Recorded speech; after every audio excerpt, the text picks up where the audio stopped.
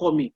So what do we do in this case? What we normally do is because we have their numbers, in most cases we have their address, written in the statement. It is either we go to their house or we call them on phone to let them know the implication.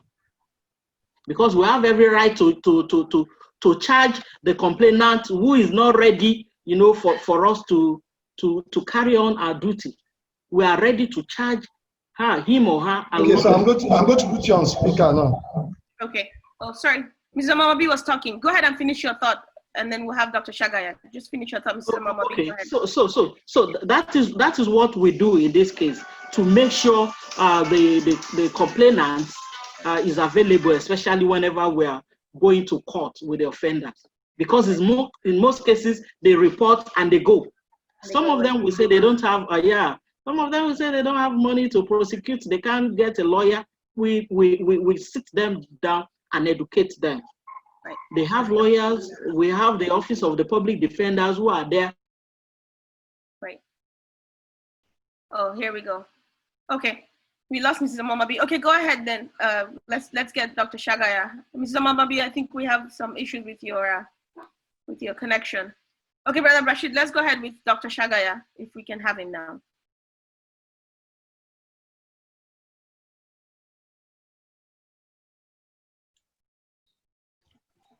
Okay, we're ready Just for a minute. Dr. Shagaya. Okay, of course. And thank you. If you can hear us, Mr. Omamabi, thank you. Your line got frozen, but thank you for that response. We can get comments from other people because. Okay, Mrs. Rotimi, I know that you have something to say about this, so please go ahead, ma.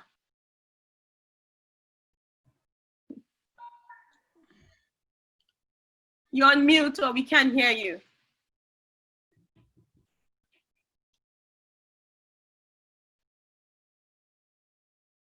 Okay, so we can't hear Mrs. Rotimi now. But somebody had asked a follow-up question, and I just wanted to bring that to the front line of what Mrs. Omamabi had said. If the complainant doesn't show up anymore, can the state prosecute on behalf? Okay, good. Go ahead, Mrs. Rotimi. Yes, that you see, the point is that even if the complainant doesn't show up anymore, first of all, the complainant is a witness in the case. It's just a witness. Because don't forget that it is the state versus XYZ. So the state owns the case. The victim or the survivor is just one witness out of all. And that is why it is important to get all the medical evidence, DNA and everything intact. Yes. Once you have that so intact. Do you want me to call you back, or you just wait for maybe 1 minute? Okay, let me just. Go ahead, Mrs. Rotimi. Go ahead. Yes. Once you have all your evidence intact, right, tight proof, and then you have the statement already made by the victim. The fact that the victim is not there is secondary. For instance, let me give you an example. A 3-year-old child or an 11-month-old baby will not give evidence in court, cannot give evidence. The only evidence that we put before the court are the forensic evidence, the physical evidence, the biological evidence, and the DNA and all of that kind of, and then put the doctor that had examined that child before the court to give evidence to show that that child was indeed. And of course, the statement made by both the victim and the complainant as well. I think those ones will suffice. So the fact that the victim is not there shouldn't be a reason why a case should not go on in court at all. It should not be. Thank you very much. And that was one of the questions that was asked. And thank you. This was a very informative. Sorry, if I can be permitted to add to that. Yes.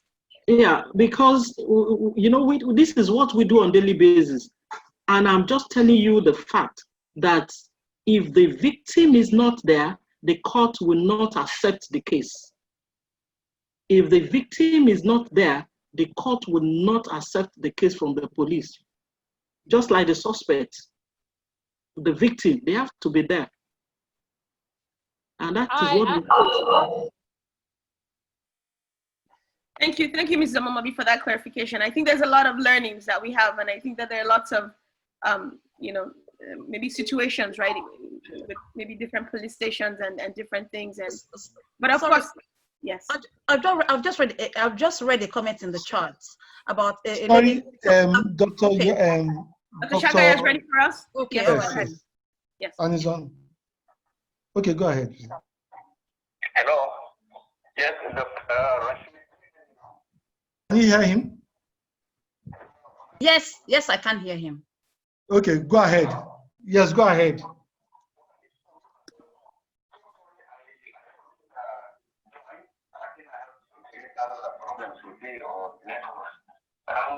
If I would just go straight, let's say, to respond to the question sent to me, the first was how to encourage the rape victims to speak out.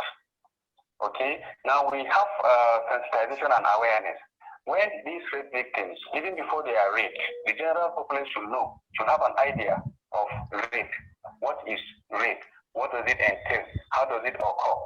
Okay, if they know this, and then we'll have told them during the sensitization or during the awareness generally that they should report. As soon as possible, it should be reported to the nearest either police station or a hospital where it could not be channeled to the Sexual Assault Referral Center for appropriate management and action. We are supposed to discourage stigmatization because they are actually stigmatized. But when they are aware of what rape is and its implication, I do hope that sensitization, the stigmatization will actually reduce. Then we should try to nullify that threat by the rapist because they threaten them to either kill them or injure them or cause some sort of harm to them. But when they know that these threats are empty threats, they come out, they can talk. Then we assure them of their future. Let's give them hope that though you have been raped now, yes, but you still have future. You should have something tangible to do with your life. And we should equally assure them that, look, there is treatment for this. Though it has happened, yes, there's treatment, there's prophylaxis that we give in order to protect some diseases from coming in, apart from the psychological trauma, which should be dealt with much later. Then we should assure them also that there's going to be prosecution of the perpetrators. The perpetrators are going to face the law. When we say this to them, I feel the great survivors will have some level of confidence and they will speak out, they will talk. Then how do we mitigate against rape among the youth and the minors or the little ones growing up? Still, sensitization is there, seminars, we do symposia where people talk and then discuss what rape is all about. And our faith and religion should come into, should have a say to try to bring up, to impute into the minds of these younger ones coming up that there's something like that and it is wrong. It's punishable, even it's punishment, even in the faith, in the books. And we should put into our curriculum in schools sex education, okay? How to actually bring up these children with that knowledge that there is something like this and this is how to go about to prevent it. One of the speakers talked about being discussed, that we should discuss it at home. Yes, it's very important, though it's difficult, but very important. So social, in schools we should have social clubs where pupils and students are being taught of and being enlightened on how to prevent themselves and protect themselves from this rape and other sexual abuses. Then home sex education and moral values, I've already said that. Then ensuring that these perpetrators still face the law, because if they are prosecuted, yes, it will be like a deterrent to others that wish to partake of it, and it will have helped to mitigate the problem. Then we should equally control the substance abuse by the youth and in the society, because they are some of the things that actually lead to rape and other sexual abuse. Then the question is rape addictive? Is there addiction in rape or is it genetic? It depends on how you look at it, but it is actually both.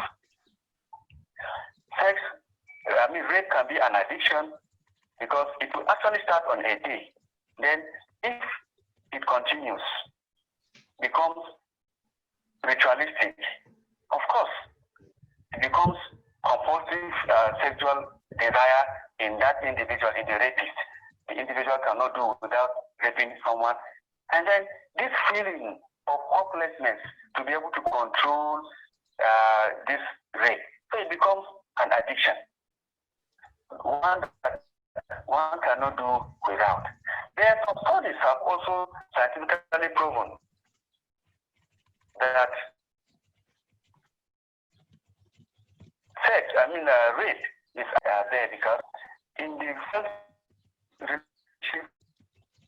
relatives of the sex offenders, it is noted in this that 5 times more likelihood is there for them to commit similar crimes than those that are not related to the sex offenders. That means there is a factor, there is a genetic predisposition that actually controls that. So yes, we can equally say it is genetic, even though it could be an environmental thing, but it could be genetic. Then how do we control this sexual urge? As one of the questions.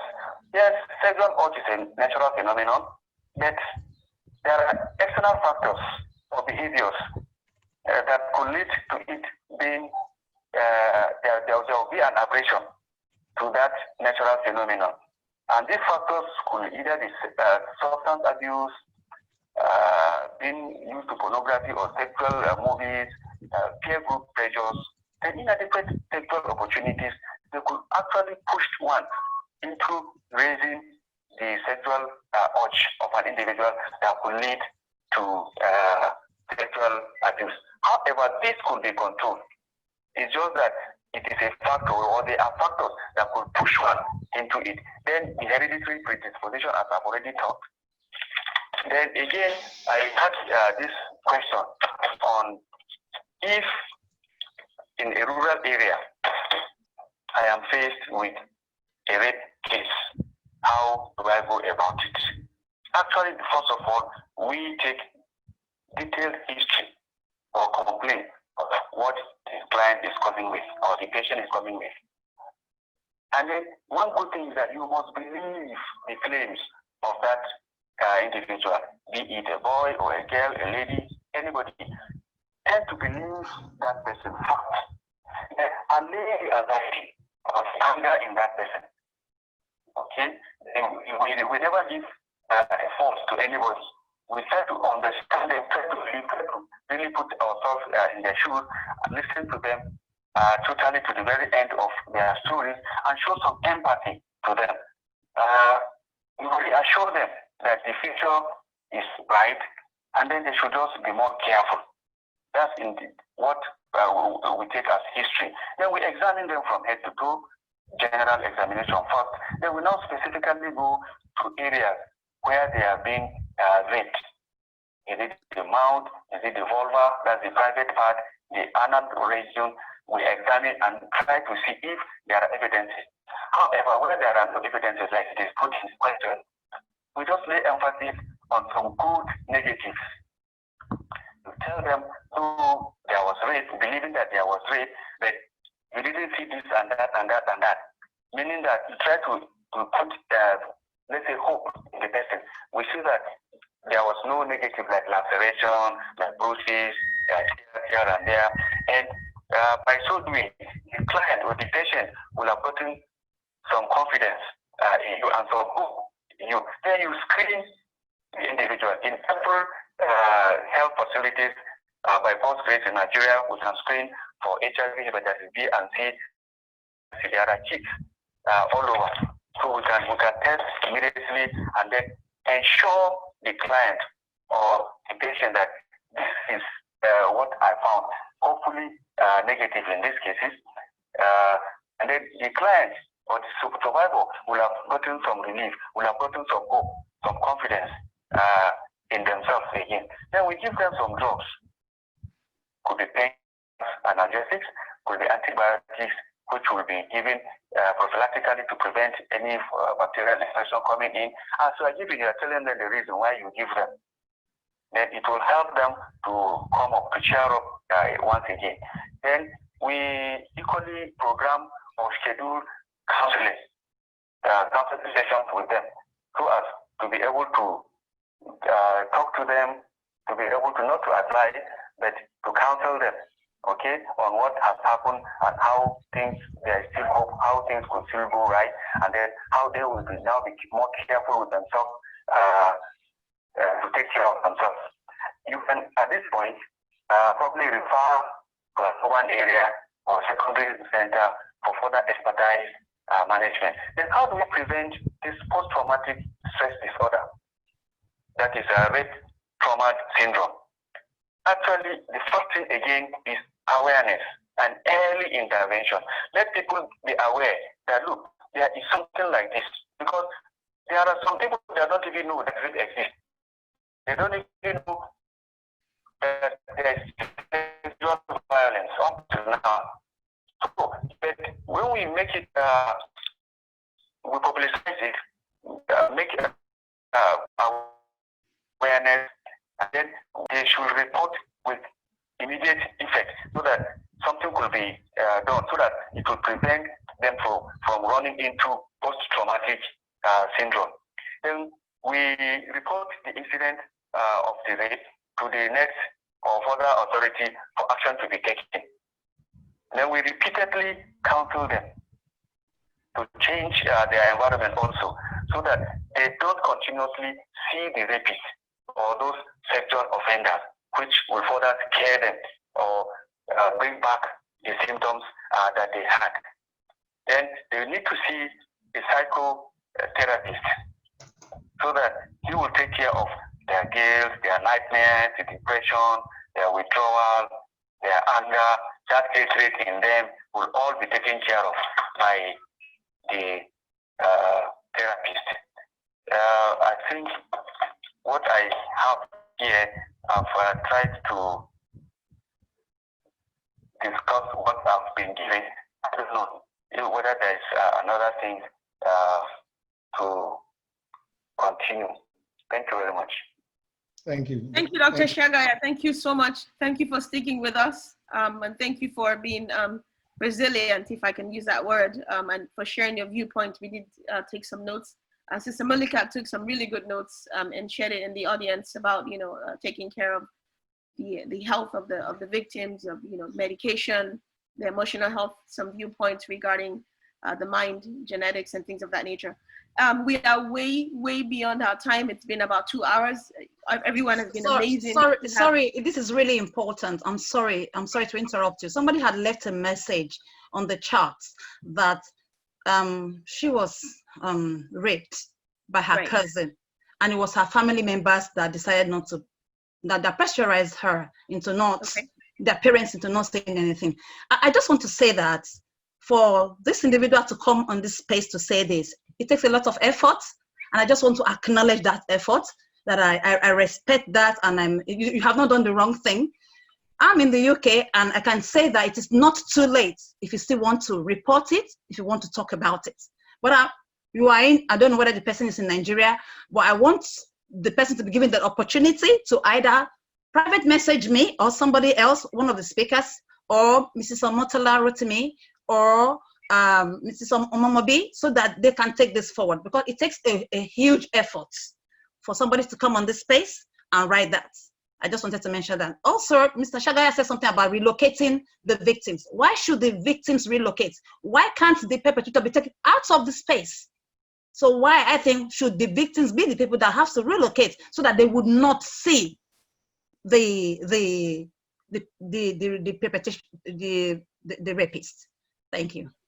Thank you so much. I mean, thank you for giving a voice to our the sister who reached out, and really, thank you for calling that out. If we need to, if she wants to reach out to Micah or to any of the speakers, we have the information, and their contact information will be shared.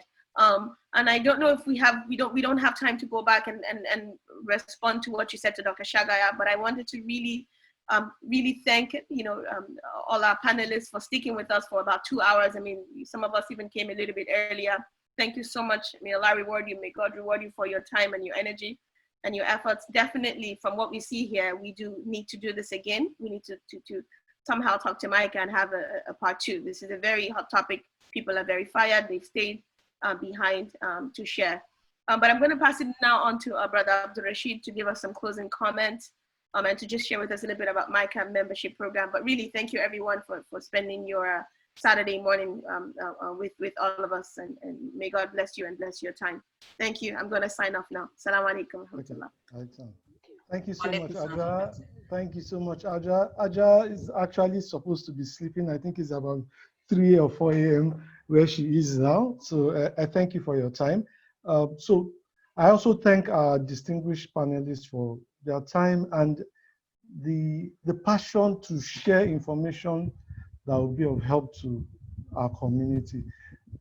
Society gets bad when good people keep short or fail to say nothing. I quickly want to say 3 things before we end. Micah was formed at a dinner organized by Foreman as a result of a direct resolution of a few young individuals who attended that dinner, and they felt that they needed to do something. So it was a resolution by the young individuals who attended the dinner. Second of all, to be a Micah member, I've shared our details in the chat room, so you can contact us at Micah Nigeria on YouTube, Facebook, Instagram, and then we'll follow up with you. Our phone numbers are also there, and so we'll be glad to have as many people join the organization so we can make society a better place. By God's grace, we hope to have within the next fortnight, so we'll be sharing the invites shortly, a session on trauma, because from what we've seen here, it's a long discussion and we need to do justice to it. So we'll be sending invites very, very soon for the next session, and I'm sure 1 or 2 members here will be invited once again to join us in this discussion. So on the final note, I thank you, Professor Bademi, Hajia Munikat Ibrahim, Mrs. Rotimi, CSP Omomobi, and Dr. Shaga for your passionate contribution. May God continue to reward your efforts and bless your steps, illuminate your path. And we thank you for the honor that you've done to Micah. I'll be sharing an appreciation letter. I'll be sending it to your email boxes shortly. We thank you once again for your time. So on that note, I end today's session, and have a lovely day. Thank you. Thank you. Thank you. Thank you. Thank you, ma'am. Thank you. Thank you. Thank you. Thank you, ma'am. Thank you, ma'am. So we may leave if we choose to. We may leave now. So we have ended this session. Thank you.